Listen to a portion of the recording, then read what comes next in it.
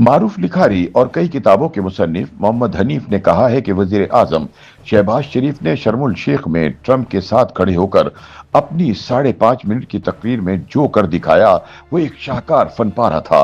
लिहाजा खुदारा उसको खुशामद मत कहा जाए, ये एक फनकार की जानिब से अपने फन का इजहार था। बीबीसी उर्दू के लिए अपने तज्जिये में मोहम्मद हनीफ कहते हैं, बेहतर होगा कि शहबाज शरीफ ने जो किया इसे सिफारतकारी भी ना कहा जाए।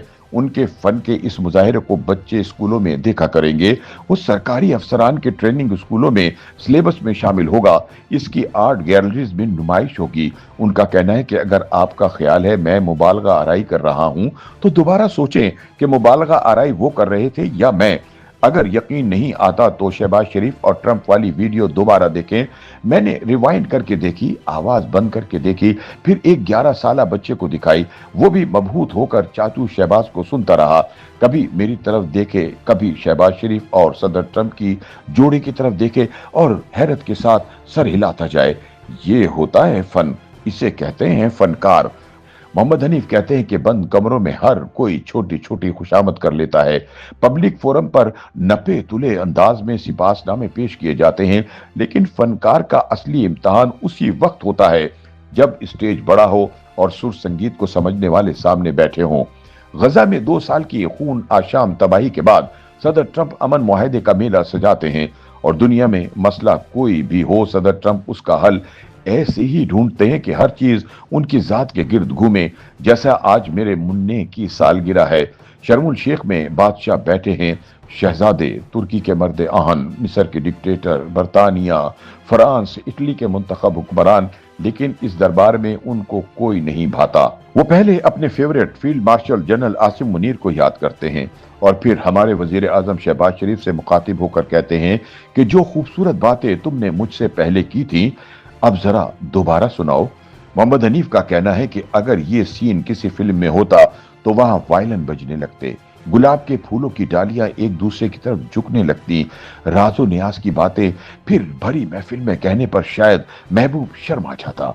लेकिन शहबाज शरीफ बड़े एतमाद के साथ माइक पर आए, अस्सलामु अलैकुम और गुड इवनिंग के बाद इधर उधर देखकर एक आध ब्रादर लीडर का नाम लिया, लेकिन 30 सेकंड में ही जान गए कि साहब का मूड क्या है और आगाज ही अपने नोबेल पीस प्राइज वाले आइटम नंबर से किया। इस पर तालियां बजी। फिर सामईन में बैठे अपने ब्रादर लीडरों को देखा, उनका नाम लिया, आपने नोट किया होगा। जैसे ही उन्होंने 2-3 नाम लिए सदर ट्रंप का चेहरा थोड़ा उतरना शुरू हुआ। सदर ट्रंप उनके पीछे खड़े थे, लेकिन बड़े फनकार के सर के पीछे भी एक आंख होती है। शहबाज शरीफ ब्रादर लीडरों के नाम भूलकर वापस पलटे और सदर ट्रंप को मसीहा साबित करना शुरू कर दिया। इस मर्तबा उन्होंने तान लंबी लगाई और फरमाया कि सदर ट्रंप ने 7 नहीं बल्कि 8 जंगें रुकवाई हैं। इस दौरान मेरे अंदर से ये आवाज आने लगी कि बस कर पगले, रुलाएगा क्या। लेकिन सच्चा फनकार अपनी फनकारी से खुद कभी मुतासिर नहीं होता, इसलिए शहबाज शरीफ रुके नहीं और एक ऊंचा लेकिन बारीक सुर लगाया। बोले कि अगर सदर ट्रंप इंडिया और पाकिस्तान जैसी न्यूक्लियर पावर्स की जंग नहीं रुकवाते तो शायद कोई भी ना बचता। हर अमरीकी अपने आप को थोड़ा बहुत सुपर हीरो समझता है और सदर ट्रंप ने तो पूरी दुनिया को तबाही से बचा लिया। मोहम्मद हनीफ कहते हैं कि बड़े दरबार में कसीदा पढ़ना एक पुरानी रिवायत है, इसका इख्तिताम दुआइया होता है। मिर्जा गालिब ने अपने बादशाह से वजीफा बढ़वाने की कोशिश में ये शेर कहा था, तुम सलामत रहो 1000 बरस, हर बरस के हों दिन 50,000। लेकिन मोहम्मद हनीफ का कहना है कि ट्रंप की तारीफ करते हुए शहबाज शरीफ गालिब को भी मात दे गए। उसके बाद जब ट्रंप ने कहा कि मुझे इतनी तारीफ की उम्मीद नहीं थी, लिहाजा अब घर चलते हैं, तो मुझे खदशा हुआ कि कहीं वो शहबाज शरीफ को भी साथ अपने घर लेकर जा रहे हैं ताकि उनकी बातें खातून अव्वल को भी सुनवा सकें।